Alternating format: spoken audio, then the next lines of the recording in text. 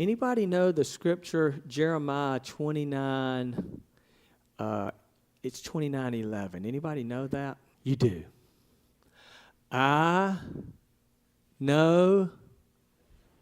Say it. Okay, you just know what numbers it was, and that's fine. I'm the same way. I can't remember all the numbers. And it says this. It says, "For I know the plans I have for you, declares the Lord, plans to prosper you and not to harm you, to give you hope and a future."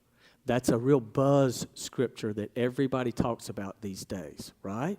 Okay. What if your boss calls you in? So, Jimmy, your boss calls you in, and he sits you down, and he's talking with you, and he goes, "Jimmy, I got plans for you."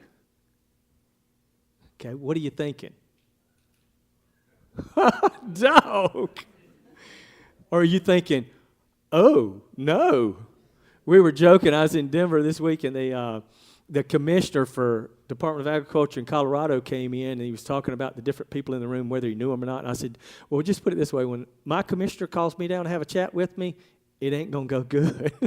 It's not because he's going to tell me I did good. Okay? So, but your boss is sitting there, Jimmy, and he says, I have plans for you. Your heart races, doesn't it? Okay? God tells you the same thing. Now, how do you know? But isn't that your big question with God? Your job, Jimmy, is so scoped that you've got an idea. It might be a raise. It might be fired. Okay? It might be a promotion. And without a raise, I might quit. I mean, there's all kinds of stuff you're starting to think about there. Okay? But it's scoped. When God says, Lois, I just want you to know, I know I've got plans for you. Where does that take you?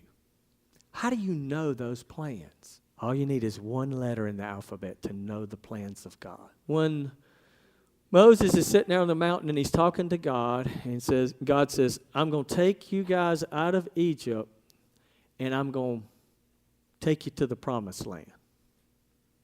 Okay? Our story's going to be in Numbers where they're actually headed to the promised land. But when he's on the mountain, Moses says, tell me how all this is going to work. When they ask me who sent me, I've even got to know that detail. What does God say? I am. The key to knowing God's plans for you in this verse, okay, says, I know the plans I have for you, declares the Lord, plans to prosper you and not to harm you, plans to give you hope in the future. The key to knowing God's plans for your life, Jimmy, is I. Once you know who God is, that's all you got to know.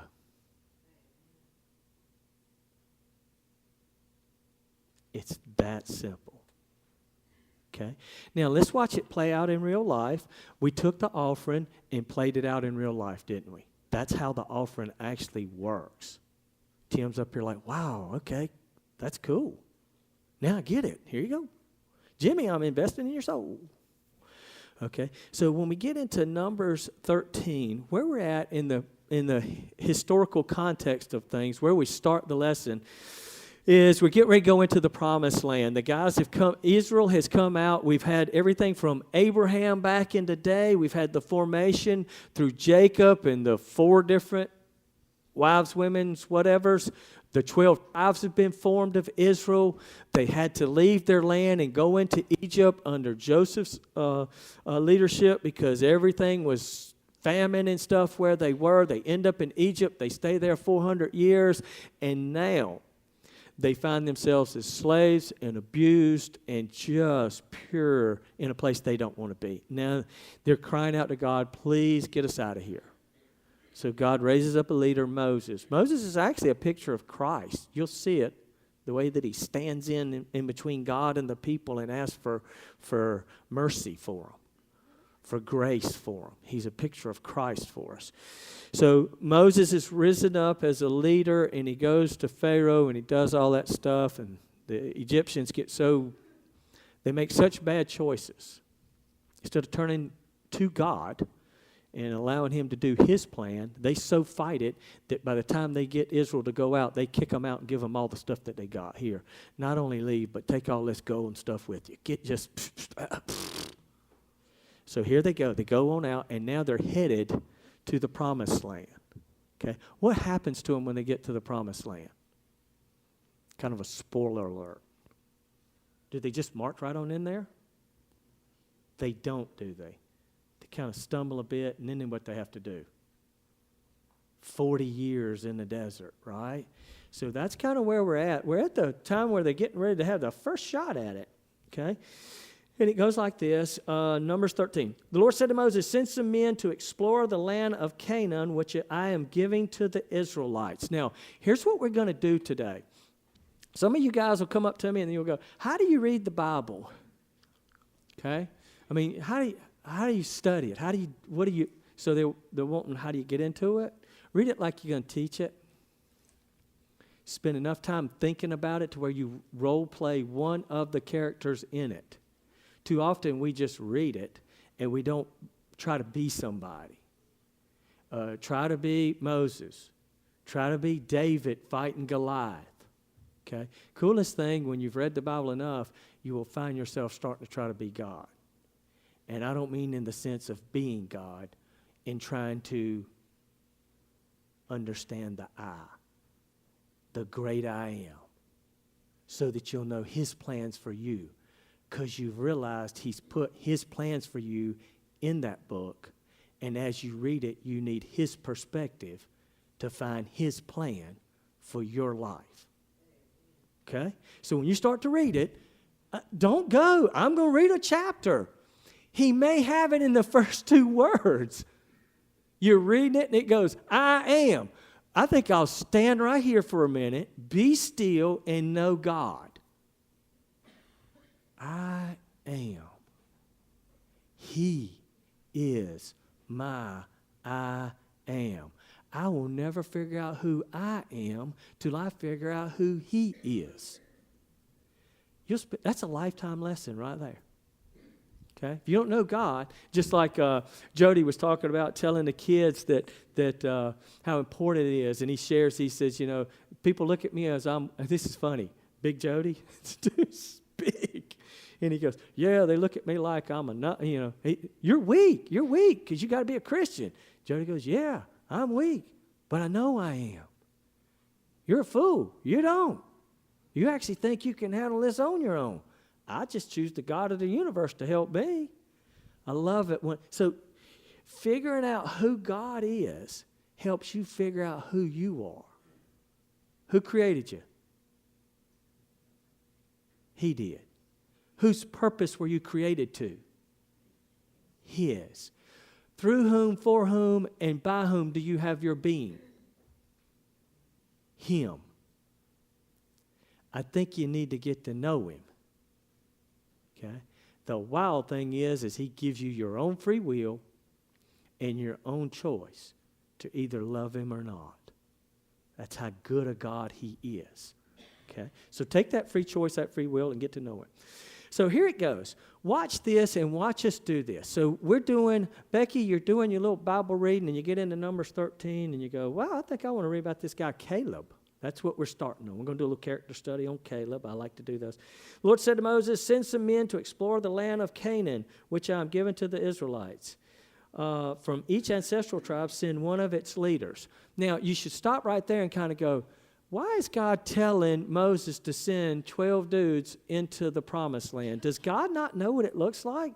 I mean, so God, Jimmy, and Moses are going to sit back, and God says, I'm going to sit here with Moses. Y'all send some people over there and see what it looks like. Come back and give us some word. Because, you know, Moses and I don't know what it looks like. Is that what God's saying? Why does He send 12 people over there, Becky? Why does He send 12? Because in chapter 14, maybe 1.5 million, I don't know. Steve, you might know exactly how many people came out of Egypt. I've heard it's a big group of folks. So it's not 10 people. It's 12 tribes. They've been there for 70 people, and they've been there for 400 years. How many children is that? God prospered them so much that it scared Egypt to death that they thought they'd rise up and overtake the country. So that's how many people you got. Well, in chapter 14, you know the reason why they send one representative out of each tribe? Because in chapter 14, one chapter later, all of them, except for about 2 and 3 if you include Moses, are going to rebel. So God says, send 12 people in there, take a look at the land, okay, and come back and tell everybody what it looks like. So that one tribe can't say, well, we didn't have a tribe member go, and we don't believe the Danite. It's not that. It's all 12 tribes are represented. Okay? We were talking about in Sunday school class today. God starts showing you big things and starts to incorporate all of you, your heart, your skills, and all that. Get ready, because something big, a big opportunity is about to come your way. Be ready to put all cards in and play that hand. Don't back off of it. These guys are going to back off of it. So there's 12 tribes representative, and they all get people to speak for them, to go eyewitness and come back and talk about it. The only one that you've ever heard a kid named that went, any of the 12 that went, okay, there's 2 of them actually. One of them is Caleb. Anybody know a kid named Caleb? And does anybody know a kid named Joshua? Okay. The rest of them, you've never heard people name their kids after. They go into oblivion. Okay? Pretty quickly, too. Okay, so they go out there. These 12 are going to go out there and look. So now let's get back to reading. And it says, and that's your list from verses 5 to 15. And I'm not going to give it a whirl because I'll mess up half their names. And Southern people were never meant to speak some of the stuff that names and such in the Bible. We just don't do well. These are the names of the men Moses sent to explore the land. Moses gave Hoshea, the son of Nun, the name Joshua. So Joshua's kind of the leader of this group. When Moses sent them to explore Canaan, he said, and this is pretty cool, when you try to figure out the plans I have for you, thus saith the Lord, have a broad scope, because you got a really big God. Okay? Ryan, don't go, well, the only skills I have is as a law enforcement. He may step you right out of that and put you in a whole different world. What is my occupation?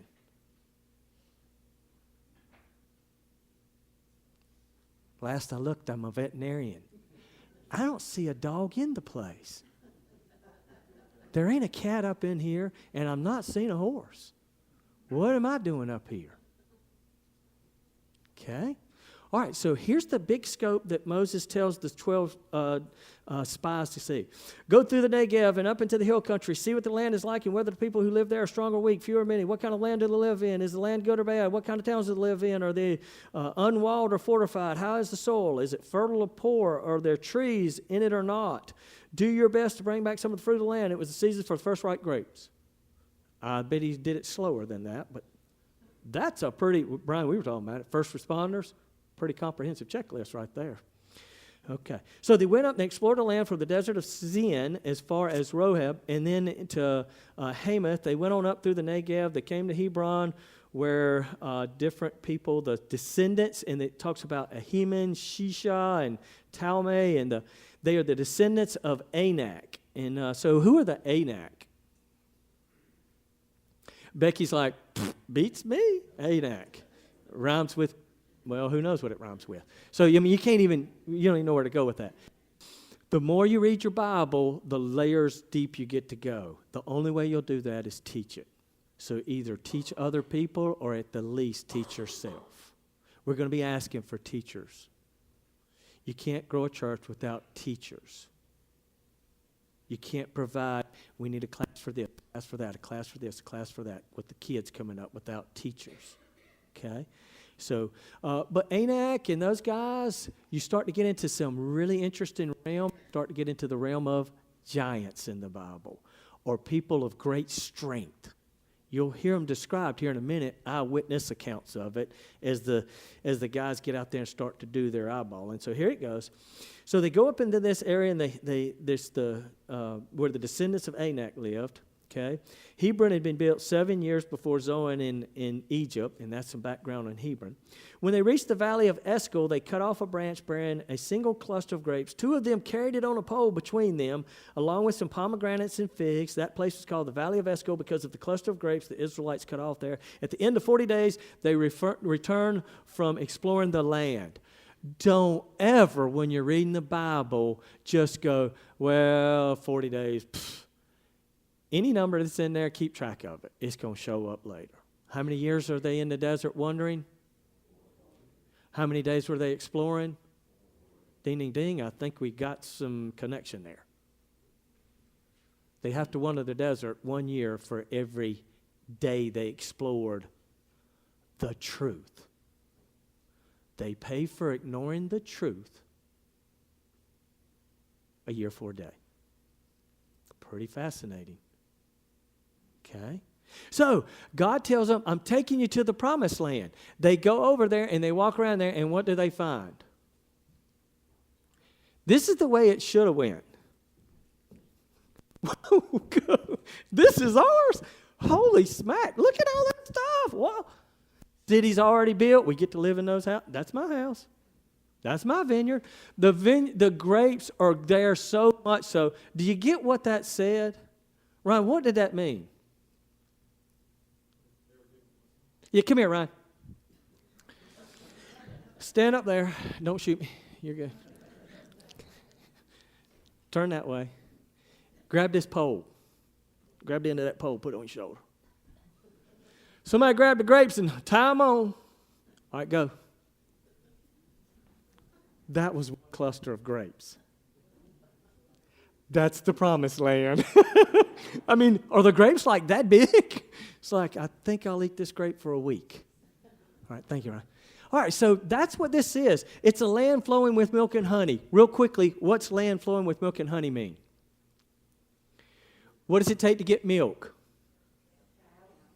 What do the cows live off of?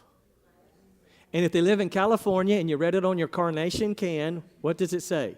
This milk came from contented cows. It used to say that. Okay? So if it's got to have, what's milk made out of? It's 99% what? Water. Do you now know what the land's like for supporting livestock so you get milk, meat, and all that? And then it's a land flowing with milk and honey. What does honey come from? Where do bees, so bees just kind of go, and there it is. Honey comes from flowers. Flowers on what? Almonds, cucumbers, watermelons, vegetables, all the things we like to eat. So not only are those vegetables present, but the bees get to hit them, pull out the nectar, make honey, and now we got dessert too. It's a really cool place. But there's a problem. Okay? And it says, you keep reading, and you say, they got all this kind of stuff.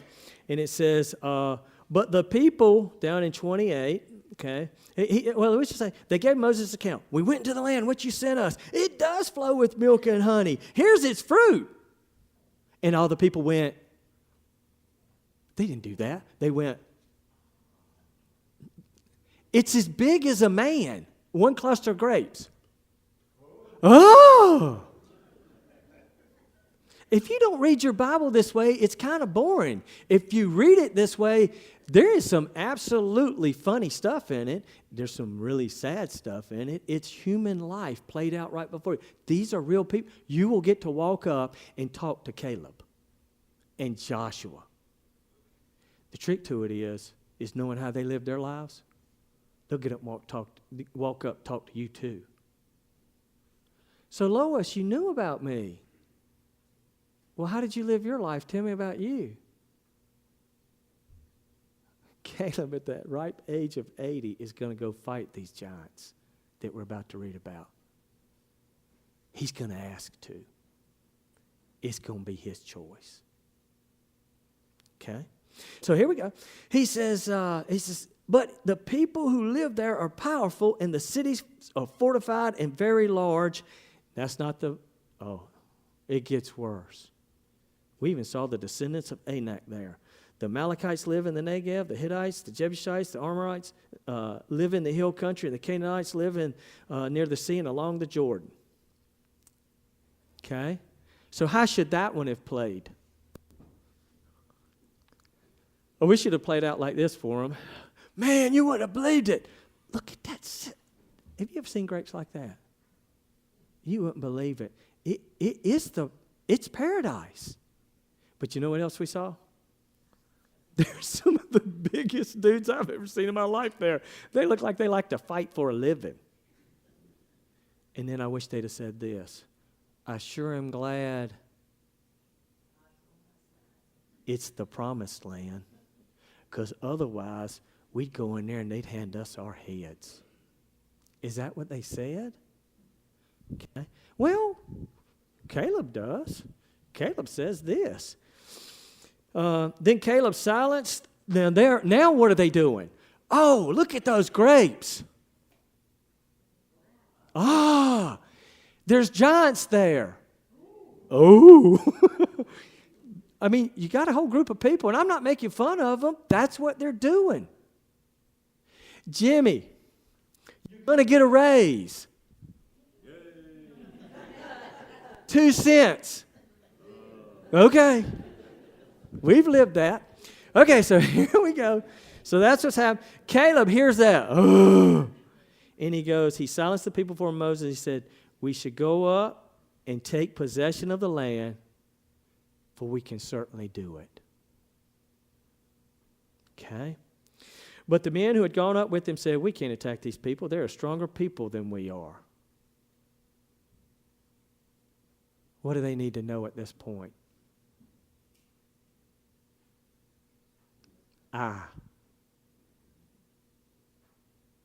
They need to know that I am.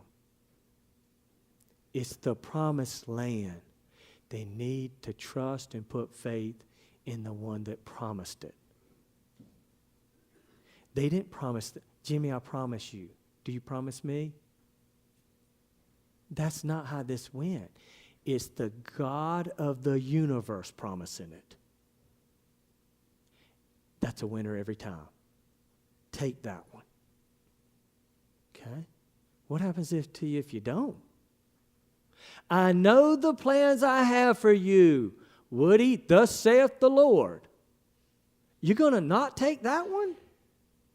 Because if you don't take, and the real reason picking on Woody, if you look at me, I'm going to pick on you. Becky's sitting there. She's I'm like, Betty, I'm like, better believe I'm going to pick on you. So Woody was looking at me. So there, Woody, you going to pass that one by? God straight up looks at you. Now, what is the deal about a promise? If you get this one, you got the whole lesson. All right. Becky, I'm going to promise you something. Pick up your phone. I'm going to call you. Wait a minute. This is so important. This will change your life. This is what you always wanted.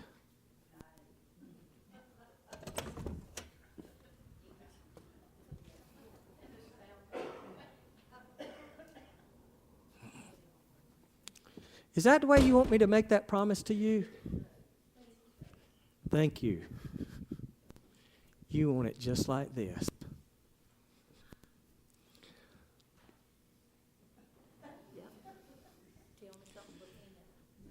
Okay.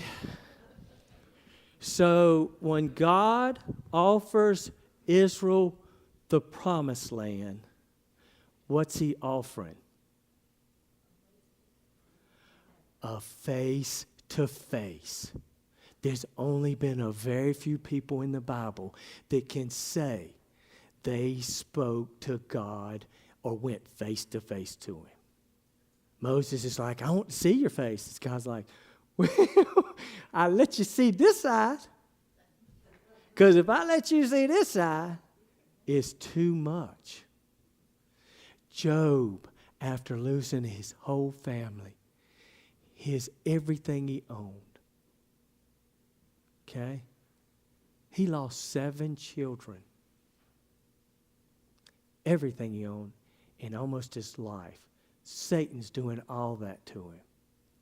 Once he gets into this, and it's chapters long, the whole book of Job, at the end, do you know what Job says? And it's kind of that was some bad stuff. He's looking back on it going, that's some tough stuff. But at the end of it, what does Job say? He said, I had heard of you. I had heard of you. But now I have seen you. By what you've done, I know who you are. And his life's complete. That was even before God restored everything he lost. Over and above what he lost. Okay? So, John, here's what Israel's been offered. They've been offered a face-to-face with their Creator, with their God. He's going to take them out of slavery, and he's going to take them to a promised land. He's going to elevate them. How did they win the first battle that they get into 40 years later? You learn it as a kid.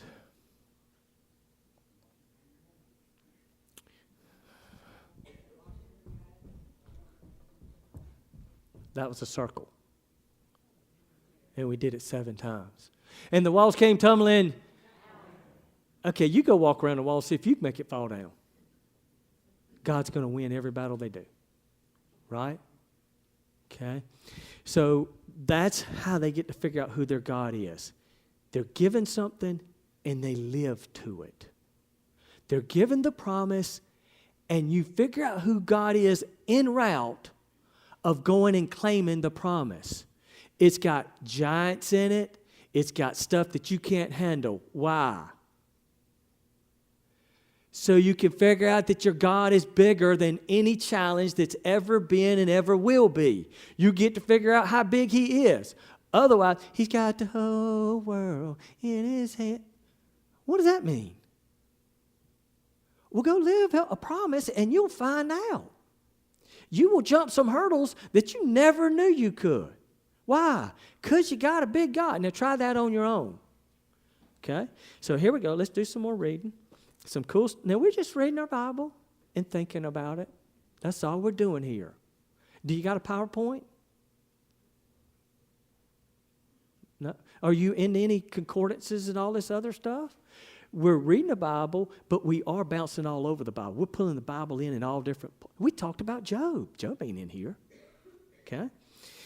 But it is all connected. So here we go. All right, so here's what happens is they go in there. Caleb cuts loose, but the men, and then we can't attack those people. And then they spread. So they hear all this. Then the other spies spread a bad report among the Israelites for the land they explored. They said the land we explored devours those living in it. All the people we saw there are of great size. We saw the Nephilim there. The descendants of Anak come from the Nephilim.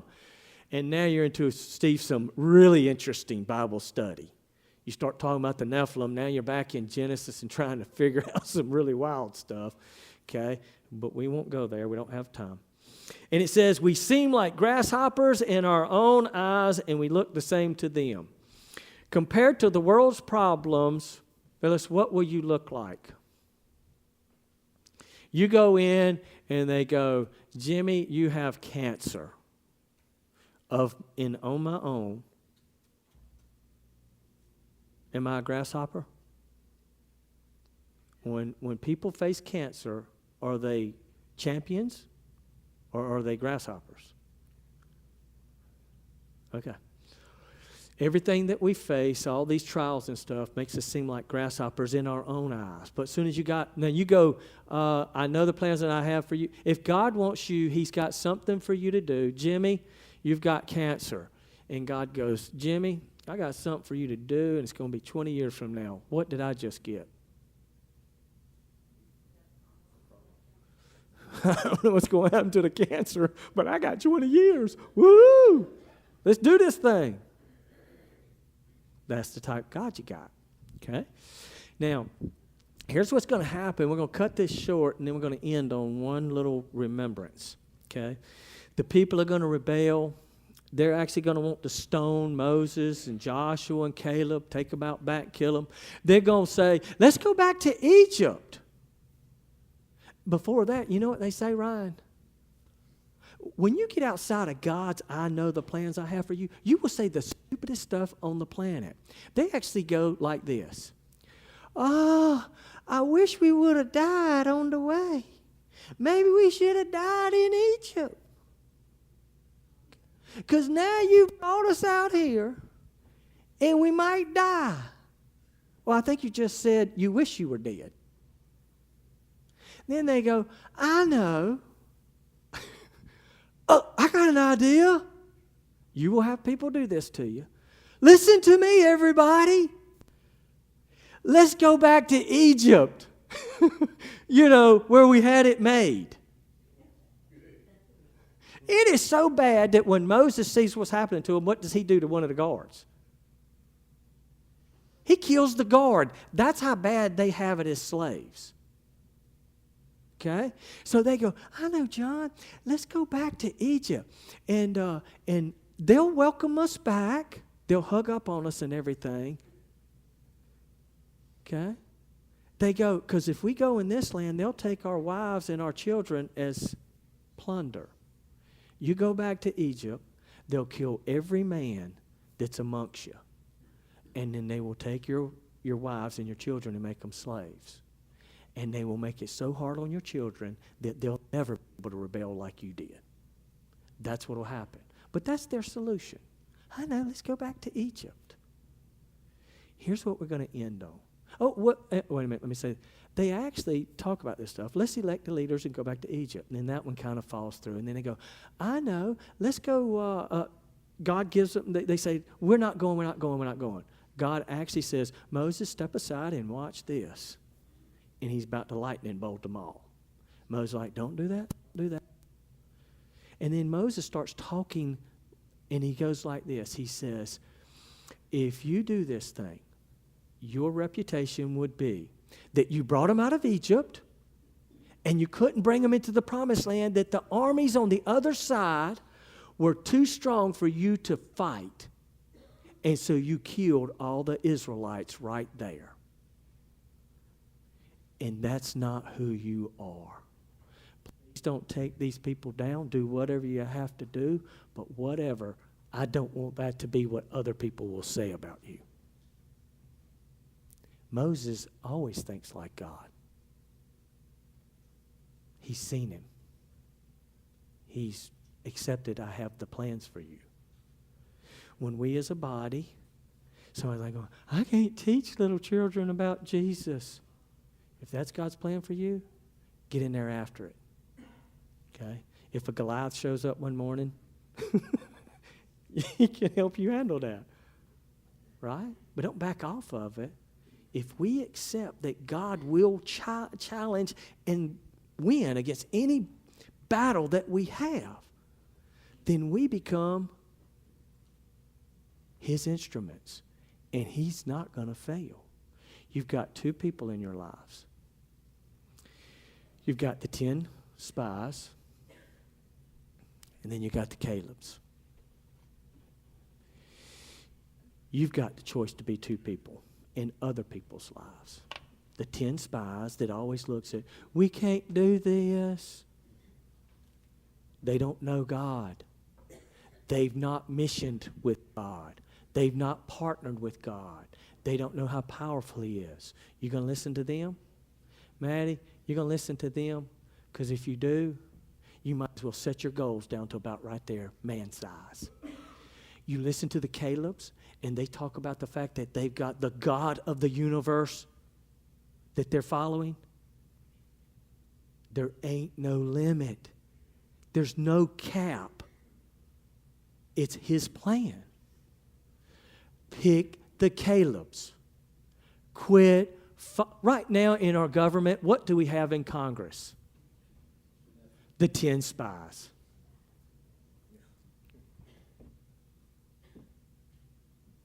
You put a potload of Calebs in there, we change this planet. What was Caleb, as we end, described as? There's one set of verses in Joshua that describes him, and it's when he goes up against the giants and all that other stuff, when he accepts when they get the dividing up the promised land, he says, I'm going to take the part with the giants. Why did he succeed? He did one thing. He followed God. Anybody know the words? Wholeheartedly. When we do that, I know the plans I have for you, not only do you get to figure out the plans, you get to figure out the God that's behind them.